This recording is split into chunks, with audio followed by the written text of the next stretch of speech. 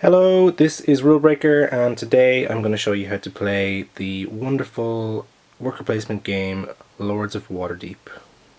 This game is published by Wizards of the Coast and was designed by Rodney Thompson and Peter Lee. It's for 2 to 5 players and it usually takes around an hour to play. In the box you'll find this really tall board that is very hard to get into shot here. There is a very well put together rulebook that has a lot of the information you're going to need game to game on the very back page, which is really helpful. You're going to get a stack of these tiles here. They're building tiles. You're going to need these every game. You're going to get a bunch of different decks. There's the Intrigue card deck here. There's this huge pile of quest cards, which you're going to use to score points throughout the game. There's also a small deck of Lord of Waterdeep cards, which I'll explain in a moment. There's a whole host of these money tokens, which range from 5 half moons and 1 denomination squares. And you're going to get a load of cubes in different colours. You've got these purple cubes, which are the wizards. You'll get a bunch of these black cubes, which are the rogues. A load of white cubes, which are the priests. And a load of orange cubes, which are the fighters. These represent the different guilds in the city of Waterdeep. Each player is going to choose one of these groups or organizations or guilds, or whatever way you want to call them: the Silver Stars, the Red Sashes, the City Guard, the Harpers, or the Knights of the Shield. They're all the same, they just have a nice different colour, and they each have their own backstory, which you can read about in the book. Once you've chosen your particular guild, you're going to get the playmat. You're also going to get a score token, which is going to go on the 0 space on the score track. You're going to get 5 of these worker tokens here, and you're going to be using these throughout the game. You're going to get one of these big 100 point markers, which is just so that if you pass 100, you can flip that over and show that you're not back at 1. And you'll also get a few of these little tokens, which I'll explain later on. Something to note as well is that if you look at the back page of the rules, it'll tell you how many of these agents, which are these guys here, that you're going to be able to use depending on the number of players in the game. So for example, in a 2-player game you're going to have 4 of them, but in a 5-player game you're going to start the game with 2. You're also going to get one of these Lord of Waterdeep cards. Now these all have very similar layouts. I'm going to show you one of them for an example now. But basically they're going to be giving you bonus points throughout the game. So for example, this guy here, Caladorn Castlanter, he's going to give you bonus points every time you complete a Skullduggery quest or a Warfare quest. Each lord has 2 of these types that they give you bonus points for. Like this guy here, Kyriani Agravar, is going to give you 4 points for every Arcana quest you complete and every Piety quest you complete. This guy's going to give you 4 for Piety and Skullduggery. The only exception is Larissa Nethal, who is going to give you 6 points for each building you control. So she's the only one that has a different kind of special bonus thing going on. And remember, you're going to win the game by scoring the most points, so you should really pay attention to the bonus points you're going to be getting on your Lord card at the start of the game and try and aim for those. You're also going to get 2 Intrigue cards at the start of the game. These are all different, they all do different things. They usually involve getting different cubes or exchanging cubes. Each player is also going to get 2 of the quest cards at the start of the game. These are turned up face up straight away on the left side of your player board. These are the main objective of the game. You're going to be trying to score as many of these throughout the game as possible. Like for example, this one here, Protect the House of Wonder. It has a requirement cost and a reward cost, and every other quest has requires and a reward. So you're going to want to try and get as many of these and complete as many of them in the game as possible. Each player is also going to get 4 coins, which are these little square things with the holes in them. Pretty cool. And once you've got all of that, you've got everything you need to get going and start the game. The rest of the coins you can just keep to the side. Just remember that the moons are 5s and the squares are 1s. You're going to put the Intrigue deck down here on this space at the bottom left hand corner of the table. And whenever you're going to be drawing these cards, you're going to be drawing from here, and then the discard pile is going to be right beside this, which is going to be face up to avoid confusion.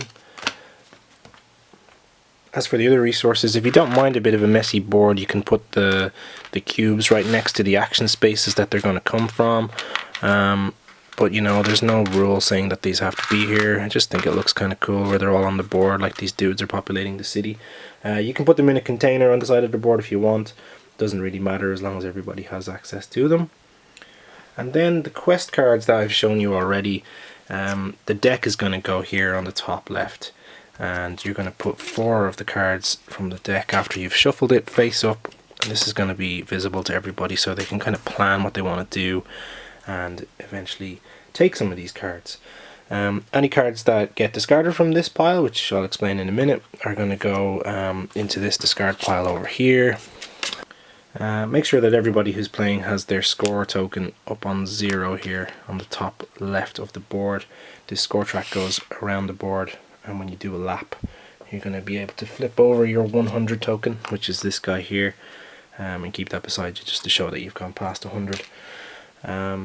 The only other thing you got to set up are the buildings. So if you remember this oddly shaped tile with the cutout on it here, the buildings stack, stick that down there in the bottom corner, and after you've shuffled it, put 3 of them face up here in the builder's hall. Now these are not available to play right now.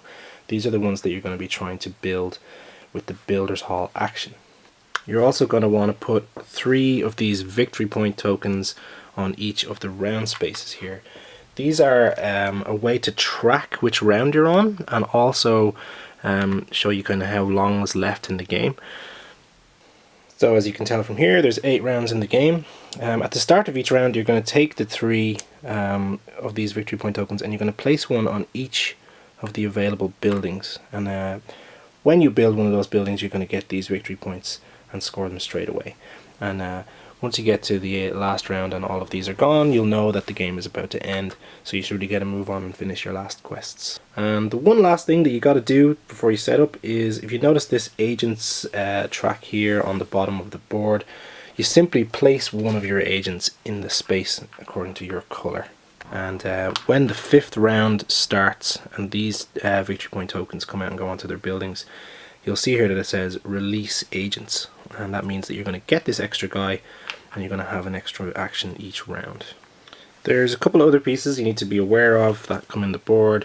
There's these 2 kind of wooden coloured or a little kind of pale coloured meeples.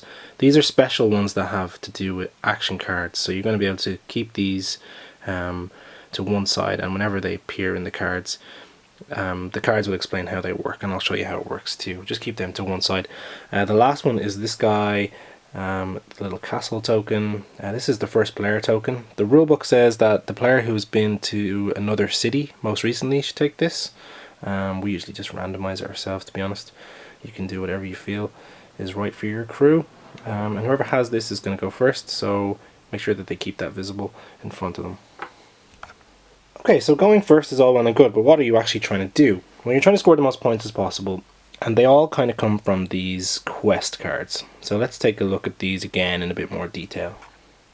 Okay, so let's take a look at this one here, the Train the Blade Slingers quest. This one requires 3 orange cubes and 1 black cube, so that's 3 fighters and 1 rogue. And what you're getting for exchanging those is 4 points and then these 2 other cubes. You've also got this other quest here, for example, form an alliance with the Rashimi. Requires 2 priests and a wizard. That's 2 white cubes and 1 purple cube. And that gives you a reward of 10 points, and then take another quest. So you're going to want to try and do as many of these as possible. But how do you get these cubes? And what do they actually mean when you've got them? Well, that's where your agents come in. So these little guys. Everyone's going to be taking turns putting one of these agents down on the board. Now you may notice that there's loads of these agent-shaped icons all the way around the board. What you're going to be able to do with these is fill up one of the spaces on the board with your agent. And each of these is like a special action that does different things, okay? So let's take a look at each one and what they actually do. Right, the most obvious and straightforward actions are the 4 to do with the different cube types here on the board. If you place your agent down on the Field of Triumph, you'll see here it has an image of 2 orange cubes, that means you take those 2 orange cubes and you put them onto your player mat. If you put your agent down on this space here, the Grinning Lion Tavern, you're going to take 2 rogues, which is 2 cubes like this, and you're going to put them on your player mat. Likewise, you put it here, you're going to take 1 of the white cubes, the priests, and if you go here, you're going to take 1 of the purple cubes, the wizards. Very straightforward. They're yours, and you can then spend them on quests. At any point when you have enough cubes to complete a quest and you've just finished an action, you can complete that quest. So if you happen to have just gotten the 3 orange and 1 purple that you needed to complete this Train Bladeslingers quest, you could spend those cubes. So you got your 3 fighters and your 1 wizard. Spend those, they go back into the supply, and you score the points and benefits on the card. So in this case it would be 4 points and 2 cubes. So you would get the cubes again, they would go onto your player mat, and you would score 4 points on the victory track. Right, so 4 points like so. But you only start with 2 of those quests, right? So you're going to need more of them. If you put your agent down on any of the 3 spaces in the Cliff Watch Inn, you're going to be able to draw one of the quest cards, but they each have a slightly different ability, okay? The first one is you're going to take a quest, whichever of the 4 you want, but you're also going to get 2 coins from the supply. Remember these guys here? You're going to get them. Let's say you take this one. If you took that one and your turn is over, a new quest goes in from the top of the deck. If someone was to take the second action, they get to take a quest, whichever one they want, but they also draw an intrigue card from the top of the intrigue deck and put that into their hand. And then again, the quest will fill up this empty space. The third action, you don't get any extra bonuses, but what you do get to do is you get to reset the pile. So the 4 quests come out of the supply and 4 new ones go in, allowing you to choose from a new selection. So let's say you want this one. That's great. You have that, and then it fills up to 4 at the end of your turn. Bear in mind also that you can take a quest, and if you've already got the resources, because it's the end of your turn, you can complete it straight away and get the points. That's pretty rare, but it can happen. There are 4 other actions that all do different things as well. So the first one, the most straightforward one probably, is this Castle Waterdeep here. You put your agent down on this space, you take the first player token, this kind of castle thing, and you'll be going first next round, and you also draw another intrigue card. Very straightforward. It's a pretty good one if you want a particular type of cube that comes up in the next round before anybody else has a chance to swipe it away from you. The next one is these 3 spaces here. They're all the same, doesn't matter which one you go on, and they all allow you to play an intrigue card. And what that does is you reveal whichever intrigue card you want to play, and you do the text on the card. There are so many of these that I'm not going to go through all of them, but they usually involve taking cubes from the supply of different types, or paying something in order to do a special ability. If you have used this action space, the other players will be able to go in the different spaces. Like the red player could go here, for example. This is the only action space that multiple players can do. If I had taken the Castle Waterdeep action, for example, the red player wouldn't be able to play there because it's already filled up. Each action space with an icon on it can only be done once, so it's really important that you plan your actions out. If you really want a particular cube type, like this wizard, for example, you got to take it, because if somebody's taken it before you, you're not going to be able to go in that space. It's already filled up. So remember that about the intrigue cards. You can play them pretty much whenever you want, because there's 3 of those spaces, but the rest of the actions, there's only 1 space for each one. So they're a lot more valuable and a lot more rare each round. The third of the last 4 is the Aurora's Realm Shop action, which gives you 4 coins. That's really important throughout the game. Don't forget about it. There's not a lot of ways to get coins in the game, and you're going to need them more often than not, so don't underestimate this guy. And then the last action is probably the most complex, but it's still not very complicated. It's the Builder's Hall. If you take the Builder's Hall action, it allows you to choose between the 3 buildings in this track here and build it. So let's say, for example, you wanted to build this House of Good Spirits. It has a cost in the top left corner, so you'll see here cost 4, cost 3, cost 8. This particular one you need to spend 3. So you would take your 3 coins, spend them, and then you would take this building. Now what does this mean? First of all, you take the victory chip off the top of it. Sometimes there might be more on there, so you would get those. Those chips go away and you score those points on the points track straight away. And then you get to place your building on any of the vacant building slots on the board. So we'll take our building here, put it on any of these vacant spaces. It doesn't have to be on the same side of the board as you or anywhere in particular. They don't have to link or anything like that. The positioning is not important at all. You stick it down on any of those spaces at all, and then you put your own little token inside the little cutout area. So you remember these little tokens that I showed you earlier? They're the same shape as the gap there in the building, and that's to show that you own this building. Okay, you can own as many buildings as you can build. That's absolutely fine. There's no limit on those. And what you've essentially done by building that is you've created a new action space. So like the way this one allowed you to get 4 coins, this one allows people to take a orange cube and any of the cubes at all. That question mark means it's wild. So it can be another orange, it could be a black, it could be a purple, it could be a white, it could be anything you want. The benefit to these buildings is not only that they're usually more powerful than the standard actions, but if another player takes the action space on you, you also get something as the owner. So you see here, owner, orange. So orange, being a fighter, means that you get a fighter whenever anybody uses this action space.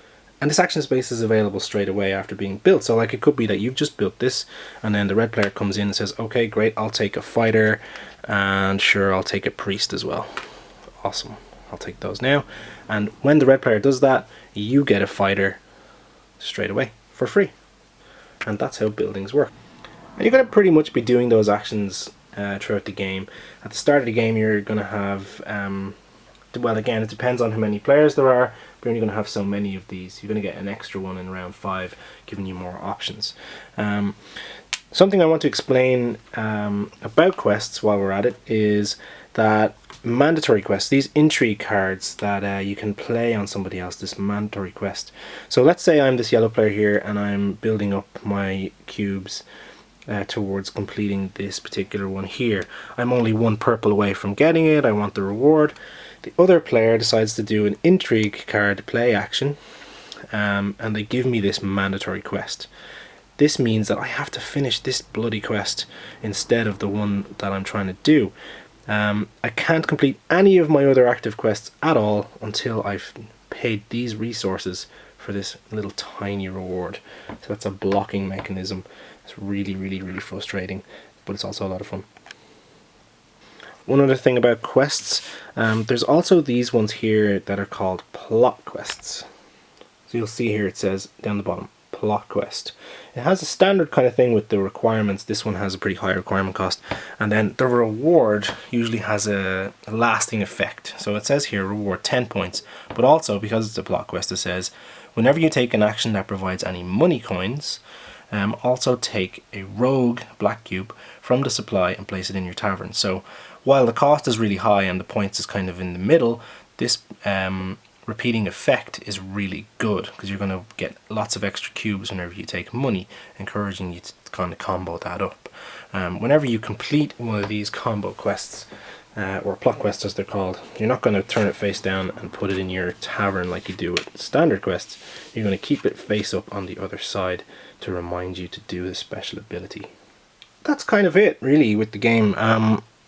You're going to repeat that process over the 8 rounds, putting these jewels out on whatever buildings come out. When you get to the 5th round, each player is going to take their new agent. They're going to have an extra action each round. And when you're finished the 8th round, the game ends, and whoever has the most points is the winner. For the most part, you're going to have been tracking your points as you go, as you've completed quests. But there are a couple of things that change it up at the end, namely your Lord of Waterdeep card, who's going to give you bonuses based on the types of quests you've got. That's why you keep your quests in your tavern whenever you complete them, and you just add the bonuses based on how many you've got. So say if you've completed 3 warfare quests, you're going to get 4 points for each warfare quest on this guy. That's an extra 12 points. The red player suddenly just jumped past the yellow player to win the game. So, you know, do keep these Lord cards in mind. And that's pretty much it. That's how you play Lords of Waterdeep. 8 rounds of worker placement, taking turns, playing intrigue cards, getting cubes, actions, completing quests, building buildings. And it's just a really fun, it's pretty light, nice entry to the worker placement genre. I highly recommend you give it a try.